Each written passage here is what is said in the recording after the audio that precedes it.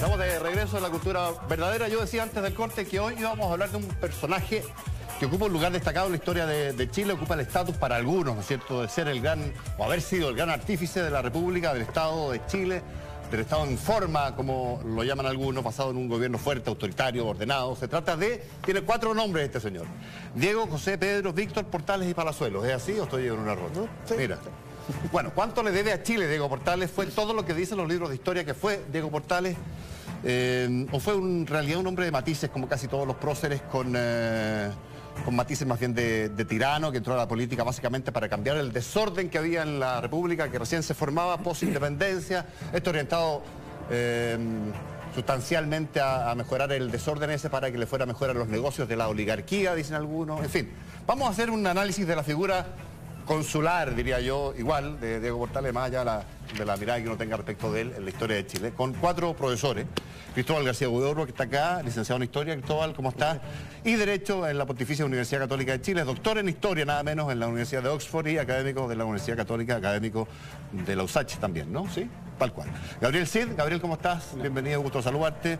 Coordinador académico del programa de Historia de las Ideas Políticas de Chile, de la Facultad de Ciencias Sociales e Historia de la Universidad Diego Portales, así que me imagino que tienes una mirada benevolente de don Diego. Vamos a averiguarlo en pocos minutos. Corporativa. Corporativa, exacto. Sergio Grés, licenciado en Historia y magíster en Historia de la Escuela de Altos Estudios de Ciencias Sociales de París. Don Sergio, además, académico de la Universidad de Chile. Sergio, ¿cómo estás? Bienvenido, muchas gracias. Muchas gracias por la invitación. Licenciado en Historia, don Alejandro San Francisco, Pontificia Universidad Católica de Chile, magíster en Humanidades, Universidad Adolfo Ibáñez. Y ahí describen los cursos que tú haces: historia de las instituciones jurídicas, políticas y sociales, grandes corrientes de la cultura occidental, contemporánea. Alejandro San Francisco, bienvenido, muchas gracias por acompañarnos, Alejandro, también. Muchas gracias también. En esta mirada que intentamos darle a la figura de don Diego Portales, y si les parece, no sé, partir un poco por el origen, para entender bien la figura. ¿De dónde viene Portales? ¿Quién es Diego Portales desde el punto de vista del origen familiar que tiene? Es uno de los 20 y algo hijos de una familia aristocrática, ¿no es verdad?, que tuvo algún nivel de problema económico para criarlos todos, pero que formaba parte de la oligarquía, Cristóbal, en Chile, ¿no? A ver, sí, Portales viene de una familia donde el padre de Portales era un funcionario colonial, digamos, funcionario del Estado, el superintendente de la Casa de Moneda, Claro. que se había fundado unas décadas antes. Y claro, si bien era una familia grande, de hecho, de todas maneras tenían un buen pasar económico, pertenecían al grupo criollo, digamos, dirigente en esa época.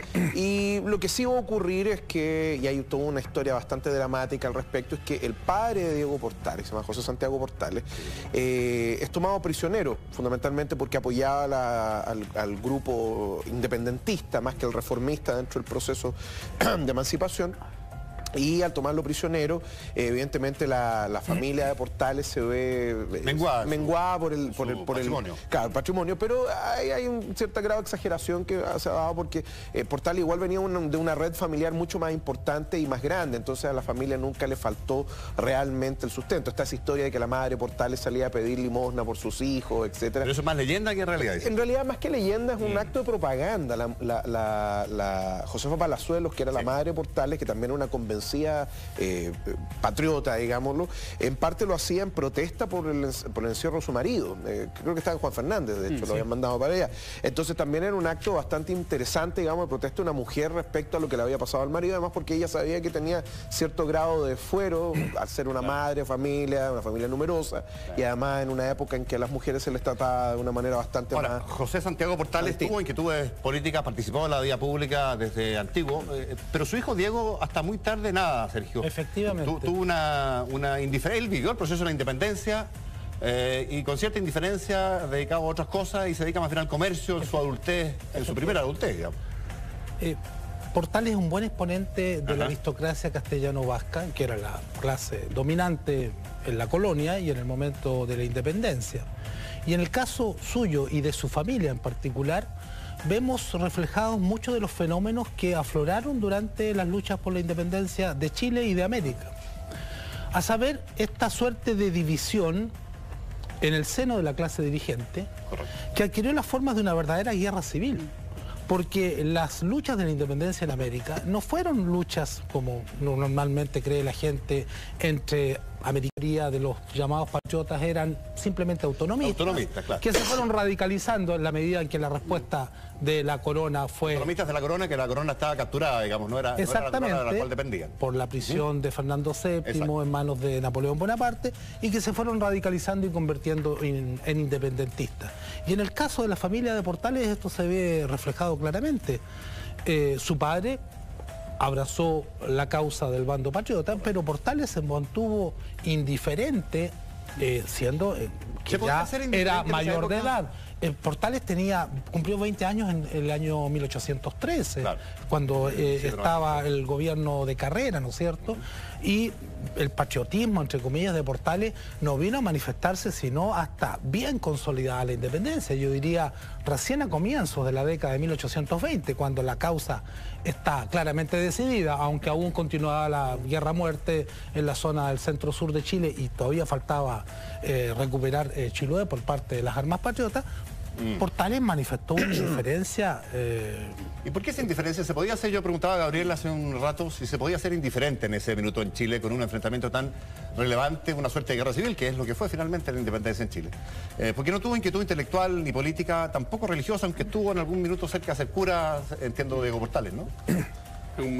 Después de la muerte de su primera señora, claro, dicen que tuvo una suerte de crisis existencial por la cual se le ocurrió ser cura, pero en realidad él es un hombre pragmático y comerciante. Su fondo es ser un comerciante.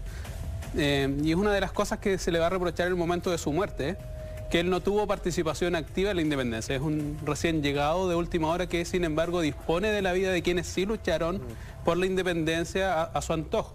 Va a ser uno de los reproches en los cuales más va a insistir la oficialidad pipiola en la década del 30. Pipiola liberal, ¿no? Pipiola liberal. Un recién llegado que no arriesgó nada de la independencia, sin embargo dispone de ellos, que sí se la jugaron en tiempos de la independencia y los manda a una guerra que... Sería súper interesante eso de los pipiolos, que fueron los grandes enemigos de Portales en su minuto, ¿no? ¿Verdad? ¿Quiénes eran los pipiolos, los liberales? Y nos estamos saltando etapas, yo sé, Cristóbal, pero... los liberales, de alguna manera lo que hace, yo no sé si tú, Alejandro, compartes, lo que hace, y esto es una tesis, lo leí, lo que hace Portales es ordenar el desorden de los liberales, de los pipiolos que tenían la escoba en la post-independencia, en este estado que se empieza a formar, pero que no funciona del todo ordenado.